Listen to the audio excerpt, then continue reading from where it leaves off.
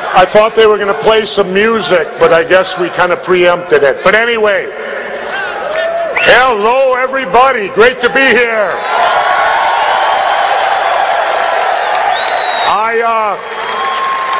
I haven't given a political speech for quite some time now, but I felt that this was the occasion to come out of retirement.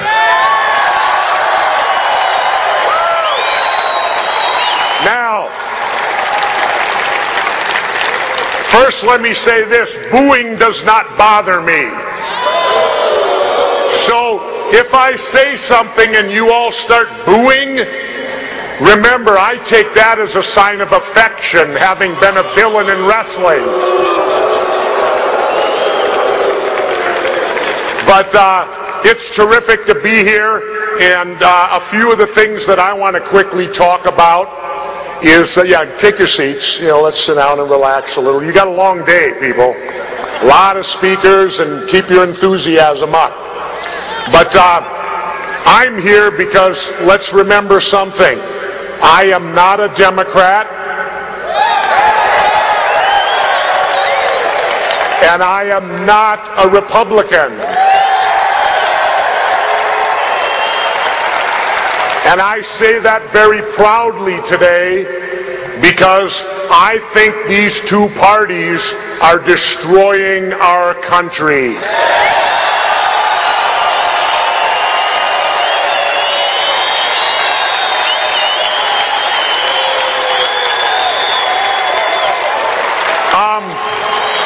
And let me for a moment say at what stage they're destroying our country. It is called the national debt. We are now over $9 trillion in debt. And who is responsible for this $9 trillion debt? The Democrats and the Republicans are responsible. And what solution are they offering? None. Nothing. You don't hear one word in these debates about the debt. Why? Because they're equally responsible and it's indefensible. It is indefensible. Imagine, if you would, for a moment, a baby born today. A baby born today, September the 2nd, 2008, before it takes its first breath of air, is already $30,000 in debt. $30,000. Now, imagine that baby can't even get a job for 15 years to start working that debt off, can they? So what will that, at the rate we're going, what will that $30,000 debt be to that child by the time that child reaches, say, age 15? Who knows at the rate we're going? And we have to start fighting back. It's that simple. And the way you fight back is coming to conventions like this and voting your heart and your conscience.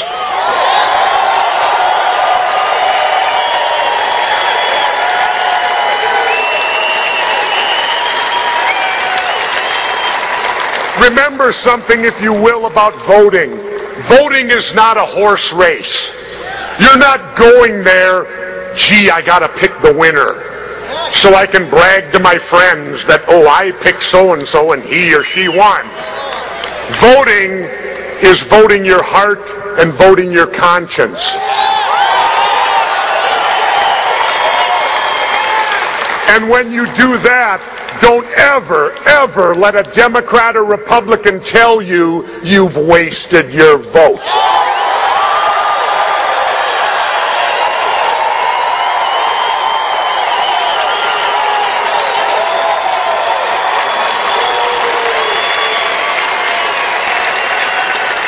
In fact, the fact is, if you don't vote your heart and conscience, then you have wasted your vote.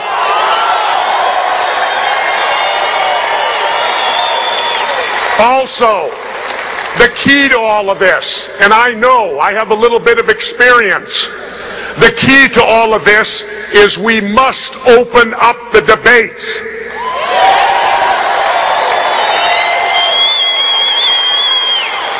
Let's go back in history for a moment, if we may. The year was 1992, and there was a little Texan, another little Texan. We got a Texan here today, but we had another Texan then by the name of Ross Perot who ran. Now, Ross Perot got 1 out of 5 votes. He got 19.7% that year.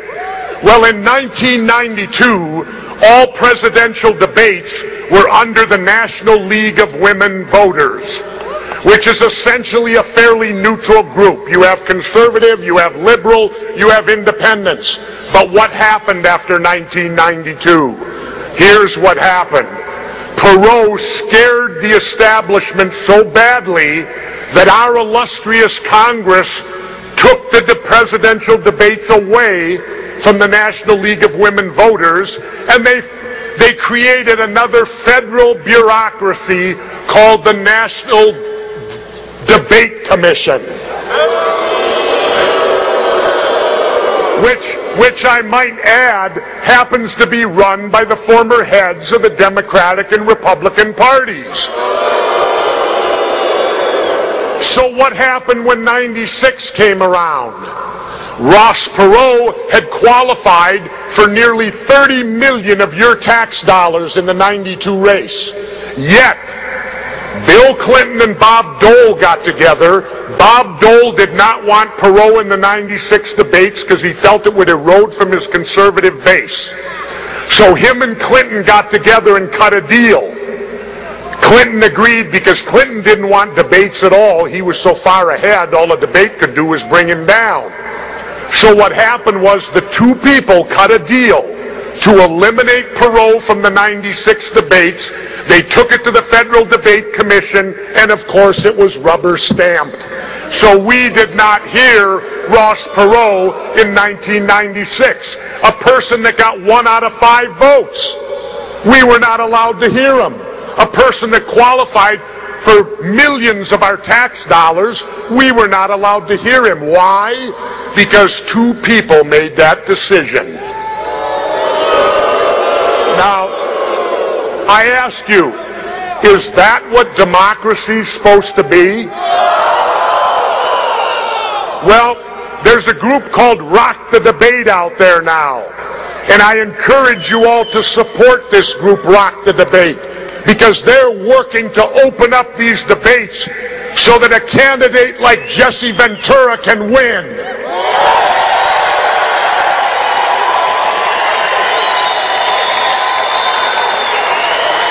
Or, let's bring it into modern time, in 2008, a candidate like Dr. Ron Paul could win.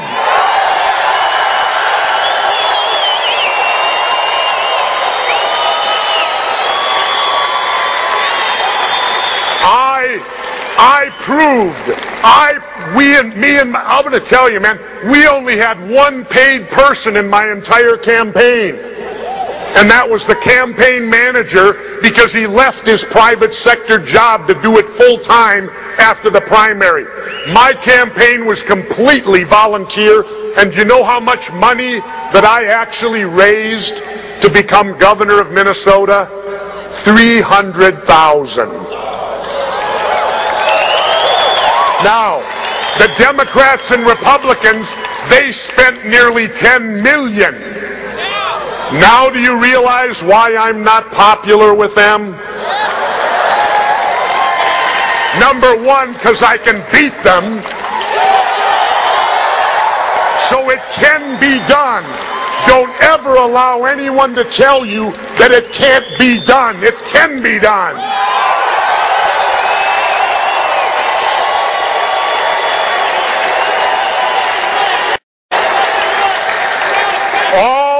All we need, not this year, all we need is a fair and level playing field. And that's what we're here to achieve. is to try to get a fair and level playing field so the rest of us, America, and believe me, here in Minnesota, independents on polls, we're the majority, 40%. And yet, what are we made to do? We're made to pick the lesser of two evils. Well, in the words of the late, great Jerry Garcia of the Grateful Dead, Jerry always said if you're made to pick the lesser of two evils, it means you're still picking evil. Now, we need to demand more. We need to demand more of our elected officials, and we need to demand honesty. I'm tired of being sold the bill of goods. I'm tired of the dishonesty that's in government today. But you know who's responsible for it? We are. Personal responsibility. We are responsible.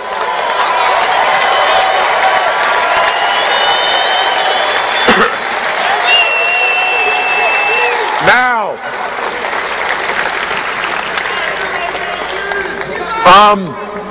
I've been living in Mexico for half the year. You know, I live with those brown-skinned people that we're so scared of that we're going to build walls and barbed wire fences and all of this stuff, and we're going to turn my country into East Berlin. Because we fear these brown-skinned people who manage to come up here, looking for economic advantage, looking to help their families the same way you want to help yours. And to me, when I look at the United States being turned into East Berlin, it is not the country that I served when I was in the military. And let me say this for a moment. For those that doubt whether I have the right to say what I say, my father was a World War II veteran. My mother was a World War II veteran. How many people can say their mom served as a nurse in North Africa? My brother's a Vietnam veteran, as am I. So I think my family has earned the right to speak in what's supposed to be a free country.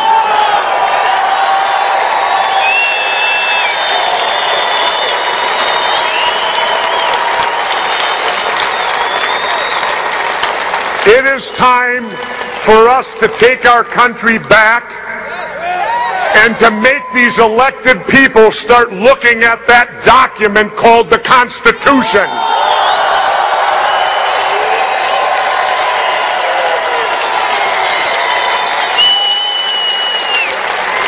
Because what can our country possibly be without the very document that holds all of it together? Today, the Democrats and Republicans could give a damn less about the Constitution. They violate it all the time. I mean, look what just happened. The Democrats gutted the Fourth Amendment. They gave the president the right to wiretap you, read your emails, and do all of that stuff.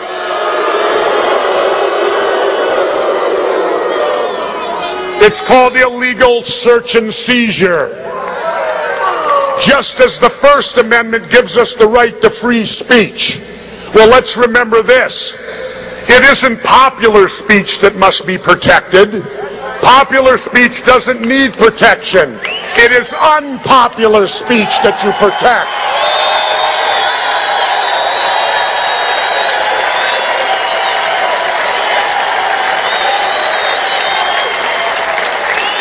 And now, if we may, let's move to that Second Amendment.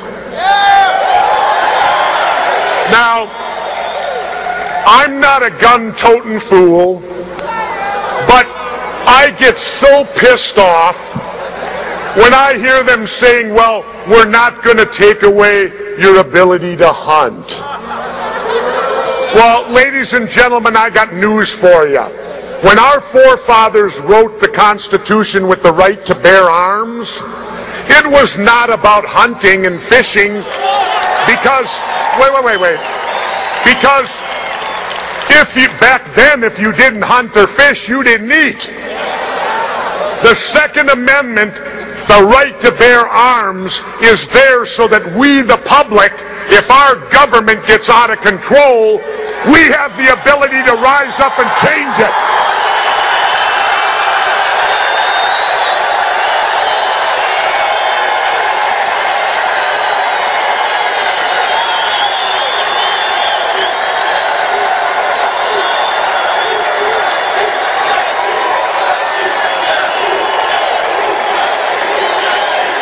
Thank you.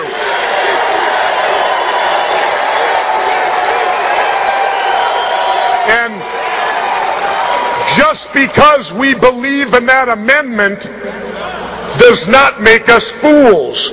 It does not make us gun crazy people. There's a reason they put that in there. And as I said, the reason is so we have the ability. Now, many people have said to me, well, wait a minute. How could we, the citizens, ever stand up to the U.S. government and their entire military might? Well, wait a minute. I got the answer. We threw everything we had at Vietnam, and they were nothing but a bunch of farmers with a few AK-47s, and they withstood it all.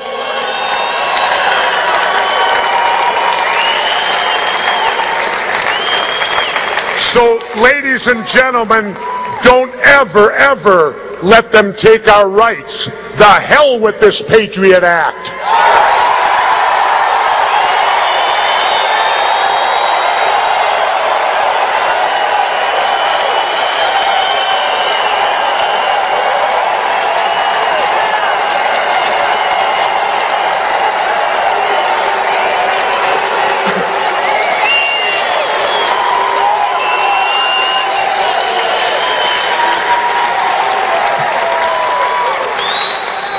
If you want to be patriotic, then stand up for the Bill of Rights. Because once they strip the rights from you, you will pay hell to get them back. You will, and we're in the process of it right now. I'm going to go on to another subject that a lot of people don't want to discuss today. I know when I discuss it, it's amazing. I get attacked. And that's called something called 9/11.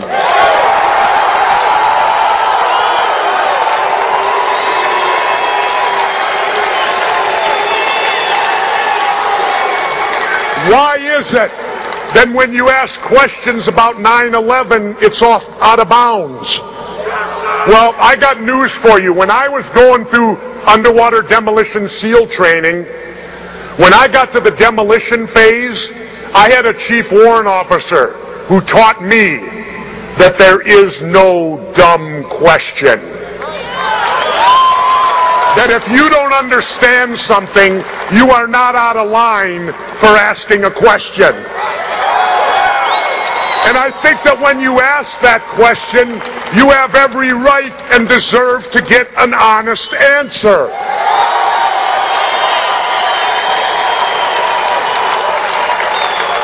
Well, here's my question that I want you all to, two questions I want you to think about today. Number one, why has the United States Department of Justice not charged Osama bin Laden for 9/11? Now, they charged him when he blew up our embassy in Africa in '98. Why, the biggest terrorism act in history, have they failed to officially charge him for? Why have they not convened a grand jury, presented their evidence, and got an indictment?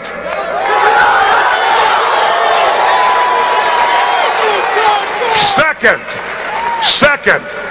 go to the internet and go to the FBI website and go to their international list of top 10 terrorists. You will see bin Laden there. Bring his name up and his picture.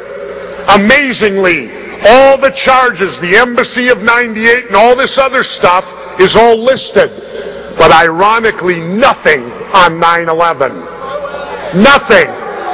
Now, when the FBI was pressed as to why 9/11 wasn't included, their response was, we don't have enough evidence.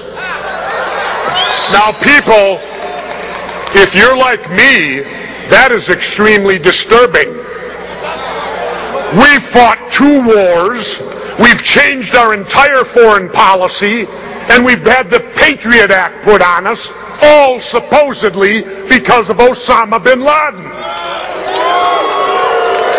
Well, I think we should have to charge, aren't you innocent in this country until proven guilty? Well, as distasteful as that is, he deserves the same thing.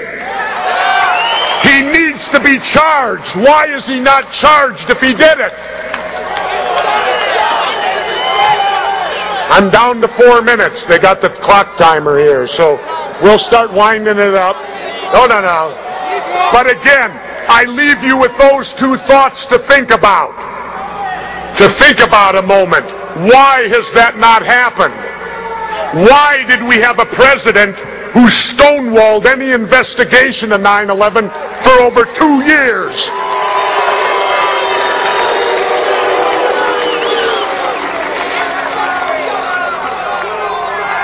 Well,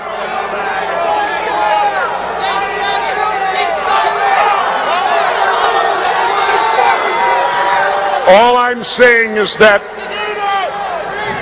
the truth lies with us, ladies and gentlemen. We are the people of the United States of America. If we have a terrible media, it's our fault. Because we should hold them to a higher standard and demand more from them.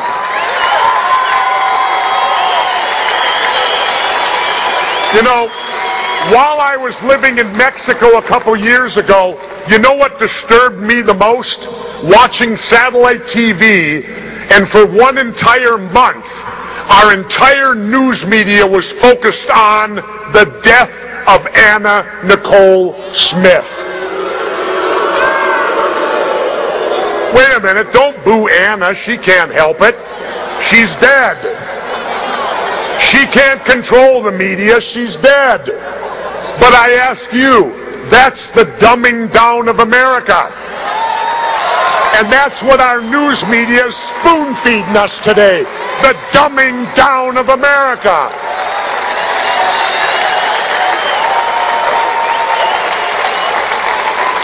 I'll finish off, because I'm down to 2 minutes, by saying this. We can take our country back. It can be done. But it's not going to happen with talk. It's going to happen with action. I wrote the book, Don't Start the Revolution Without Me. Well, I'm here.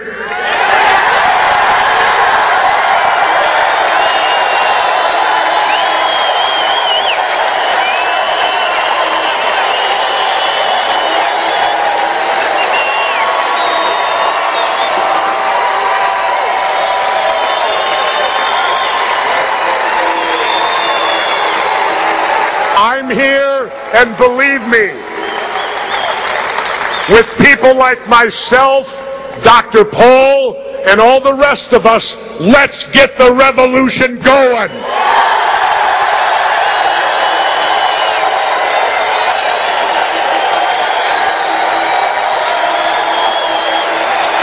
I will say this, if I see it over the next 2 to 3 years, if I see it start to rise up, and if this country shows me that it's worth it for me to do it, well then maybe in 2012.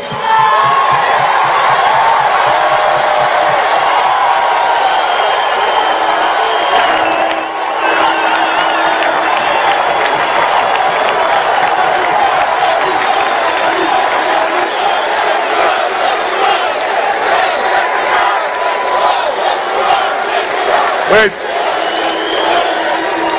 Chanting and yelling isn't going to do it. I need to see it by action. And I will be watching. And if I see it in 2012, we'll give them a race they'll never forget. Thank you.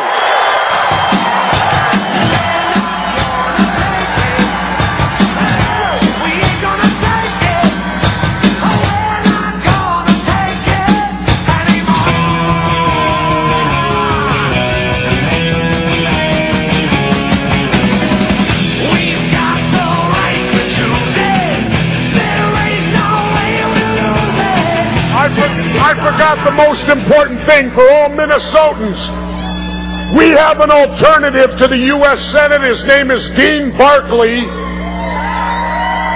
There's the man in Minnesota you need to vote for the U.S. Senate this year.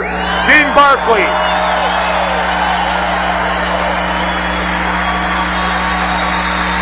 Almost forgot, Dean. All right. Thank you.